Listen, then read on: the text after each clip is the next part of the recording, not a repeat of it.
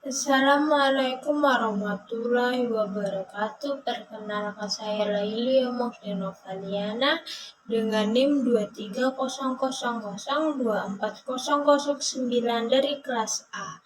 Pada kesempatan ini saya akan menyampaikan beberapa materi, baik yang pertama adalah manusia dan masyarakat. Dan manusia dalam sejarah perkembangan tidak mampu hidup menyendiri, terpisah dari kelompok manusia lainnya, kecuali dalam keadaan terpaksa, itu pun hanya dalam jangka waktu sementara. Kenapa dikatakan begitu oleh Aristoteles, yaitu seorang ahli fikir Yunani kuno yang menyatakan bahwa manusia itu adalah zone politician, di mana manusia sebagai makhluk hidup pada dasarnya selalu ingin bergaul atau berkumpul dengan sesama manusia lainnya. Jadi makhluk yang suka bermasyarakat, dan oleh karena itu sifatnya yang suka bergaul satu sama lain, manusia disebut dengan makhluk sosial. Nah, manusia sebagai individu mempunyai jiwa yang menyendiri, namun manusia sebagai makhluk sosial tidak dapat dipisahkan dari masyarakat.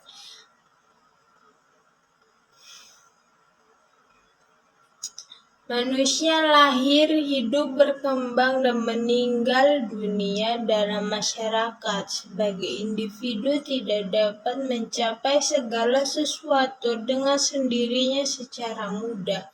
Apalagi pada zaman modern yang saat ini tidak mungkin bagi seseorang yang hidup secara sempurna tanpa bantuan dari orang lain atau kerjasama.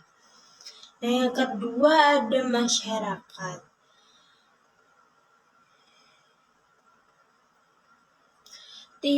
Yaitu timbul dari kodrat yang sama, itu lazim disebut dengan masyarakat. Jadi masyarakat itu terbentuk apabila ada dua orang atau lebih hidup bersama, sehingga dalam pergaulan hidup timbullah berbagai hubungan atau pertalian yang mengakibatkan bahwa satu orang dengan orang yang lain saling mengenal dan mempengaruhi.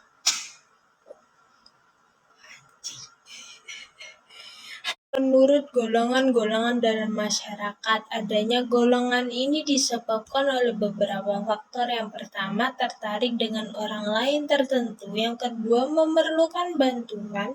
Yang ketiga, mempunyai hubungan daerah dengan orang lain. Yang keempat, mempunyai hubungan dengan orang lain. Yang kelima, mempunyai kesukaan yang sama dengan orang lain. Masyarakat juga dibedakan berdasarkan bentuknya yang terbagi menjadi beberapa macam. Yang pertama, berdasarkan hubungan yang diciptakan para anggotanya. 1. Masyarakat paguyuban. Apabila hubungan itu bersifat kepribadian dan menimbulkan ikatan batin. Dan yang kedua adalah masyarakat patembayan. Apabila hubungan itu bersifat tidak kepribadian dan tujuan untuk mencapai keuntungan kebendaan. Lalu ada yang berdasarkan pembentukannya, yaitu yang pertama, yang masyarakat yang teratur oleh sengaja, diatur untuk tujuan tertentu. Yang kedua, masyarakat yang teratur tetapi terjadi dengan sendirinya. Yang ketiga, masyarakat yang tidak teratur. Lalu ada yang berdasarkan hubungan kekeluargaan, contohnya rumah tangga, anak saudara, suku, bangsa, dan lain-lain. Lalu ada berdasarkan peri kehidupan atau kebudayaan. Yang pertama masyarakat primitif dengan modern. Yang kedua, masyarakat desa dan masyarakat kota. Yang ketiga, masyarakat teritorial. Yang keempat, masyarakat genealogis. Yang kelima, dan yang terakhir adalah masyarakat teritorial genealogis. Lalu masyarakat memiliki pendorong hidup yang disebabkan oleh beberapa faktor. Yang pertama, hasrat untuk memenuhi keperluan makan dan minum. Kedua, hasrat untuk membela diri. Ketiga, hasrat untuk mengadakan keturunan. Nah, hari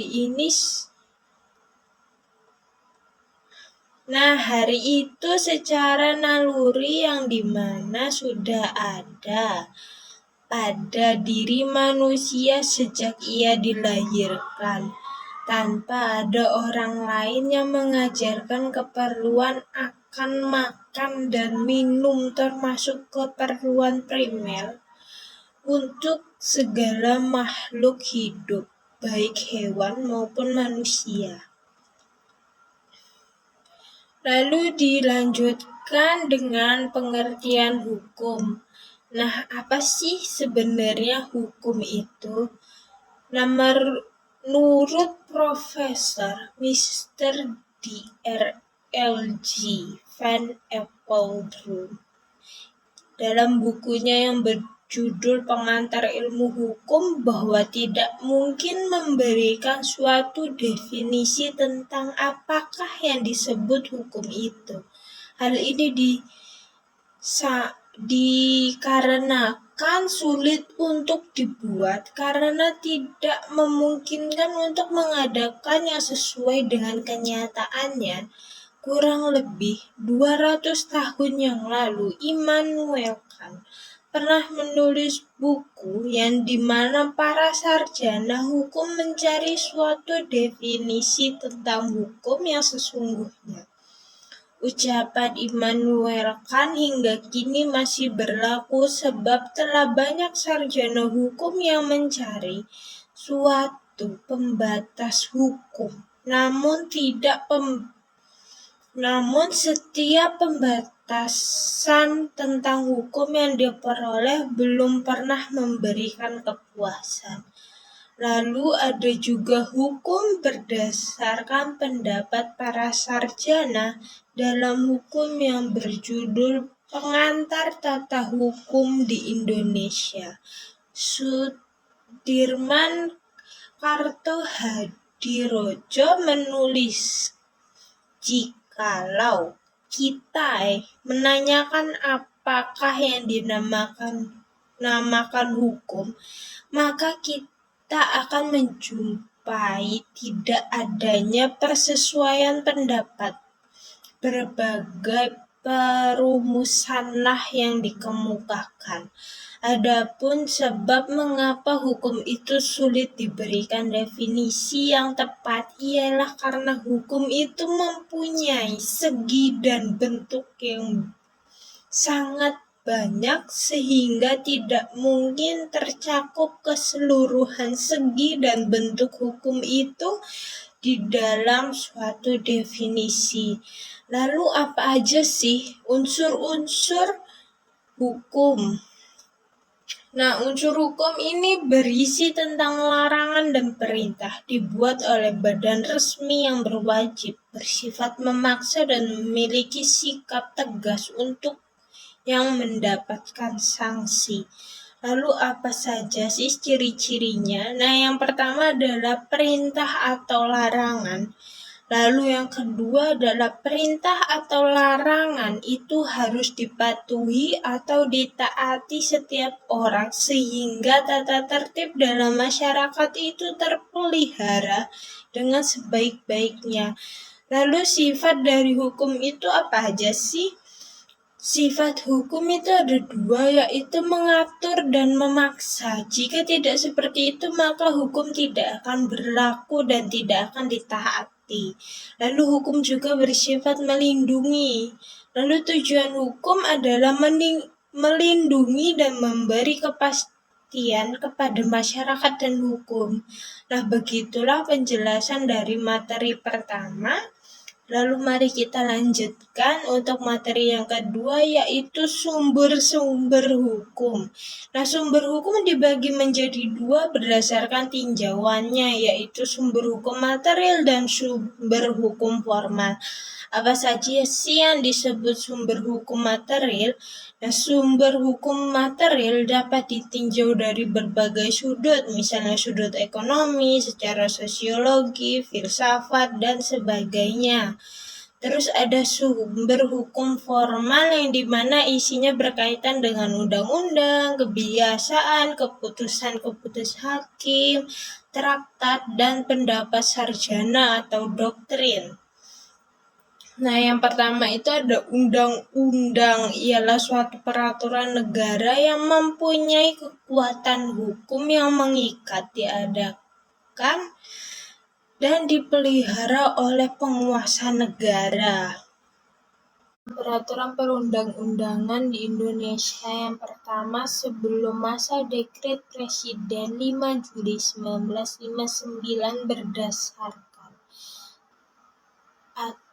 sumber-sumber Undang-Undang Sementara 1950 dan Konstitusi RI 1949. Peraturan perundang-undangan di Indonesia terdiri dari yang pertama Undang-Undang Dasar, yang kedua Undang-Undang dan Undang-Undang Darurat, yang ketiga Peraturan Pemerintah tingkat pusat, yang keempat Peraturan tingkat daerah. Lalu setelah masa Dekret Presiden 5 Juli 1959 atau sekarang yang pertama itu ada pembentukan dan tata urutan peraturan perundang-undangan yang dimana saat ini menurut ketetapan MPRS dibagi menjadi beberapa sebagai berikut. Yang pertama Undang-Undang Dasar RI tahun 1945, yang kedua ketetapan MPR, yang ketiga Undang-Undang dan peraturan pemerintah sebagai ganti undang-undang atau Perpu, yang keempat ada peraturan pemerintah, yang kelima ada keputusan presiden, yang keenam ada peraturan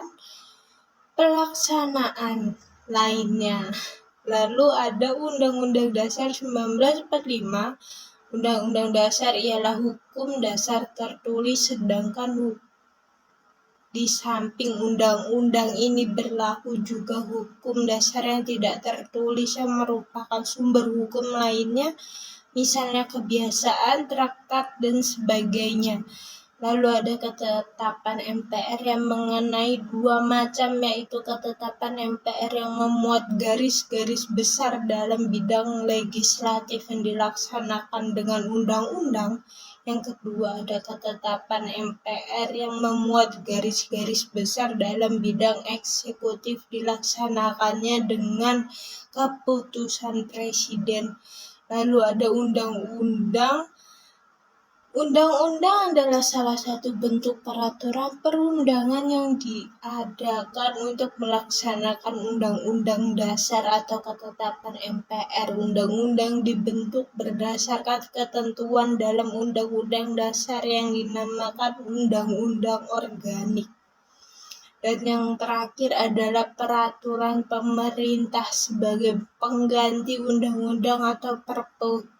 Sekian pemaparan dari saya, dua materi yang saya sampaikan. Wassalamualaikum warahmatullahi wabarakatuh.